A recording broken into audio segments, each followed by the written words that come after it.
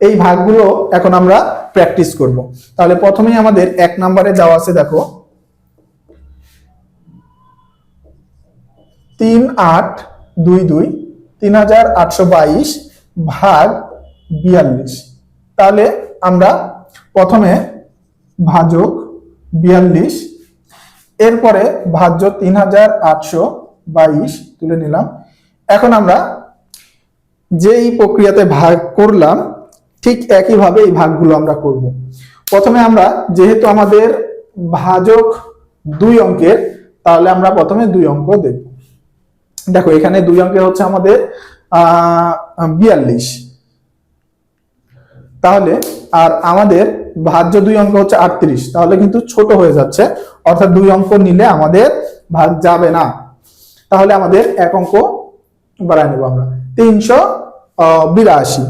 এখন দেখো 382-র মধ্যে 42 আমাদের কয়বার যাবে এটা আমাদেরকে দেখতে হবে ভাগ। তাহলে আমরা 42-এর সাথে গুণ করে দেখব যে আমরা কতবার। আমরা একই প্রক্রিয়াতে আমরা দেখো ফার্স্টে যেহেতু 382 সংখ্যাটা বড়, আমরা একটু কল্পনা করি। দেখো আমরা যদি 42-এর সাথে 10 গুণ করি, আমরা একটু আগেই দেখলাম, তাহলে কিন্তু আমাদের একটা শূন্য শুধু যোগ হয়ে যায়। 100 গুণ করলে 2টা শূন্য যোগ হয়, তাহলে এই প্রক্রিয়াতে আমাদের 10 গুণ করলে 420 হবে। তাহলে এখানে 382 দেওয়া আছে, অর্থাৎ এটা ছোট হচ্ছে, তাহলে খুব বেশি ছোট কিন্তু না। দেখো 382 420, অর্থাৎ 40-42-এর ডিফারেন্স আছে আমাদের এই মাঝখানে। তার মানে আমাদের 10 বার তো যাবে না, আমরা একবার কমাই নিয়ে দেখতে পারি। তাহলে 42 9 বার আমরা গুণ দিয়ে দেখবো। 9 দুগুণ 18, 18-র 8, হাতে থাকে 1, 4 নং 36, আর 1 যোগ করলে 37 হবে, 378। এখানে আমাদের 382 দেওয়া আছে, আমাদের 9 বার নিলে 378 হচ্ছে, তার মানে আমরা 9 বার নিতে পারি।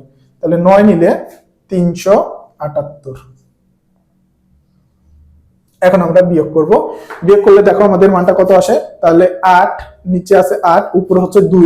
যেহেতু উপরের সংখ্যাটা ছোট, অঙ্কটা ছোট, তাহলে আমাদের 1 কল্পনা করে নিতে হবে।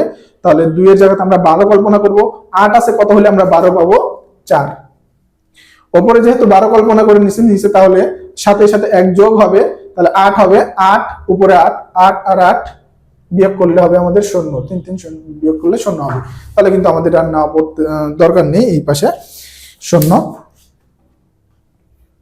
এখন দেখো পরবর্তীতে আমাদের তাহলে মান আসছে কত? 4।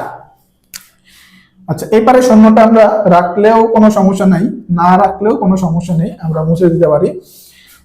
তাহলে আমাদের 4 আছে। এর পরবর্তীতে আমাদের 4-এর মধ্যে তো ভাগ যাবে না, তাহলে 3 অঙ্ক পর্যন্ত নেওয়া হয়ে গেছে। এরপরের অঙ্ক হচ্ছে 2, আমরা 2 নামাবো। তাহলে দেখো 42, তাহলে কিন্তু 42 দিয়ে 42-এর মধ্যে একবার যাবে, আমরা জানি। তাহলে আমরা একবার ভাগ দিলাম, আমাদের মিলে গেছে। তাহলে এখানে কিন্তু আমাদের ভাগফল কত আছে? 91। তাহলে আমরা কি লিখবো এখানে? যে ভাজক 42 ভাজ্য কত আমাদের এখানে? 3822 এবং ভাগফল আমাদের কত হয়েছে? 91। এটা কিন্তু আমাদের উত্তর হবে। তাহলে আমরা কিন্তু এই প্রক্রিয়ায় এই যতগুলো ভাগ আছে, এই সবগুলো ভাগ এখান থেকে প্র্যাকটিস করতে পারবো।